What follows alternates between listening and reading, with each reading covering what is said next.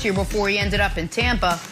Well, we've got former Pro Bowl receiver Greg Jennings with us now. Greg, good to have you with us. Start with you. You think adding AB would be enough to keep Russ happy and, more importantly, keep him in Seattle next year? Well, I think it would be a start.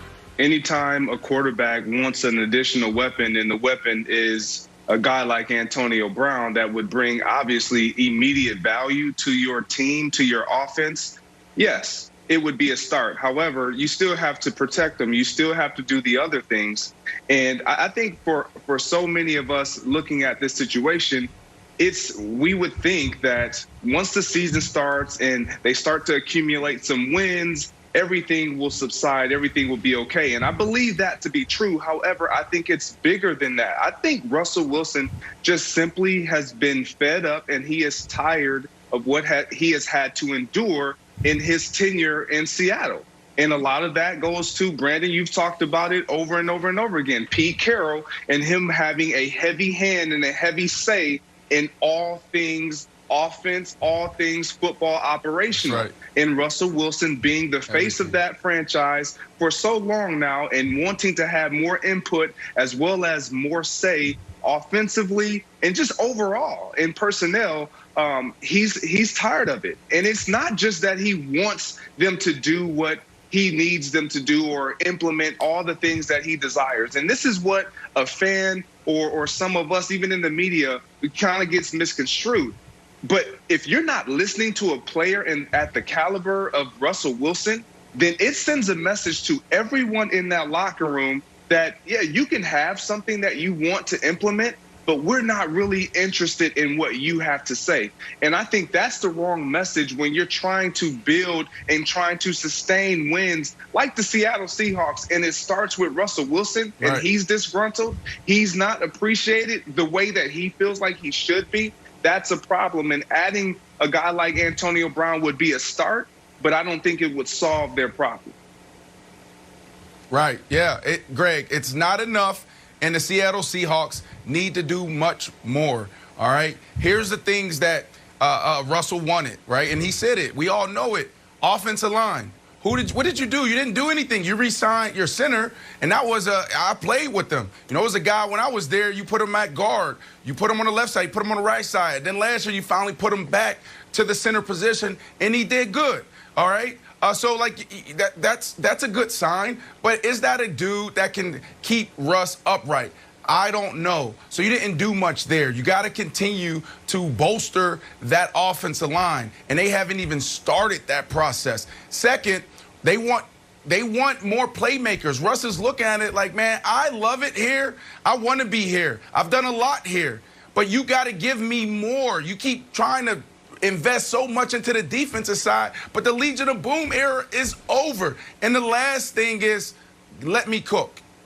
And Pete Carroll, get out my kitchen. It's everything that you just said, Greg. Like, please, Pete Carroll, get out my kitchen. Like, you're a defensive guy. You're a great leader. But at the end of the day, you got to let me do what I do. Please, if I throw 2 picks, 3 picks, guess what? You got to die with that. You got to live and die with how I play. Because why? I am the winningest quarterback in the National Football League through 9 years. So those 3 things is what has to happen for this to work. Now, they might fight through this year, but next year, it definitely will be a different situation if they don't do those 3 things, Nick. Bolster that offensive line, bring in more playmakers, and Pete Carroll get out the kitchen. Yeah, and I'm going to let you and Greg focus on the last thing, which is essentially offensive coordinating for the Seahawks and figuring out how to make that work. I'm going to focus on the first couple things, which is the GM side of things, which is spending money. So via our great researcher, Dusty, he sent me this from Spot Rack, and I find it to be a very interesting list. From 2012 to 2020 to now, the cheapest teams in free agency are the following: the Cowboys, the Steelers, the Seahawks, the Bengals, the Packers. Now, the Bengals are cheap because the owner's cheap, so throw them out. Those other 4 teams, you might be like, well, seems like, you know, those teams are all consistently in the playoffs, pretty good, competing. Yeah, but in that run, despite having Ben Roethlisberger the whole time, the Steelers made 0 Super Bowls. In that run, despite having Aaron Rodgers, the entire time, the Packers made 0 Super Bowls. And in that run, despite having Russell Wilson the entire time, the Seahawks haven't made a Super Bowl since he was done with his rookie contract. And part of them making the Super Bowl was Russ was great, but also it was they crushed the draft for 3 straight years. They got Earl, then they got Bobby Wagner and Russ in the same draft. In between, they got Richard Sherman after the 100th pick of the draft. That type of draft annihilation is not a sustainable, duplicable process. And so the point that I'm making is this. In the modern NFL, you must participate in free agency. This past year's Super Bowl champion, what did they do? Oh, they went out and got Tom Brady and others in free agency. The year before, the Chiefs, oh, well, they drafted Kelsey and Hill and Mahomes. Yeah, but in free agency, they got Honey Badger, they got Frank Clark from the Seahawks, by the way, a guy the Seahawks drafted and moved on from. Like, aside from the Patriots, all of our Super Bowl champions, or nearly all of them, of the modern era, have a major impact free agent involved. And I don't think the Seahawks get that. I don't think the Packers get it. I don't think the Steelers get it. Now, they can say, but that's why we're always in it. That's why we're always winning 10 games. And the question those teams need to ask themselves is, would I rather be 10-6, 11-5 with no Super Bowl appearances for 5 years, or go win a ring and recognize, but we might be 5-11 when the bill comes due? Now, the worst case scenario is you're the Saints, which is you don't get the ring and you spin, and now you have to tear it down. And that's a risk some teams aren't willing to take. And I think Seattle's not willing to take it. So maybe Wilds, they get AB because he's cheap, but they don't participate in large part in free agency, which is part of Russ's frustration. Okay, so Nick, I thought the way you started was very interesting. So Greg and Brandon can talk about how the offense should run, and you can talk about the money as our resident GM. I will talk about the media narrative.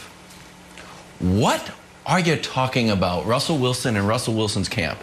This is just another misstep that has my brain in a jumbled mess. For now, you want AB? Have you rescinded your trade list? Have you done a radio interview? Say, by the way, take my trade list and throw it away. I'm going to stay in Seattle, and in Seattle, I would like AB. But the trade list is still live.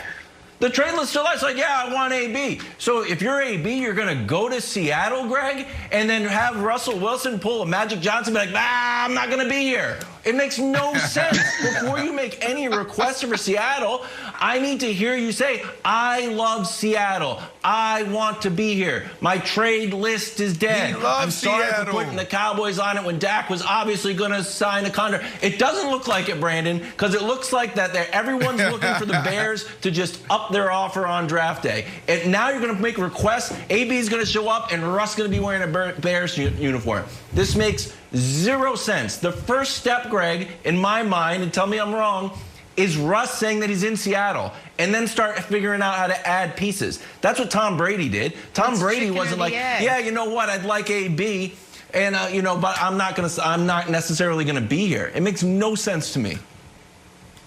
Yeah, but Brandon makes the point. Russell Wilson, he does love Seattle. He just doesn't love things about Seattle. We've all been in relationships or are in relationships where we love the person that we're in the relationship with, but we don't love every single thing. And that's Russell Wilson. We got to alter some things. Can we change some things? And it's not just one way. It's both ways. And I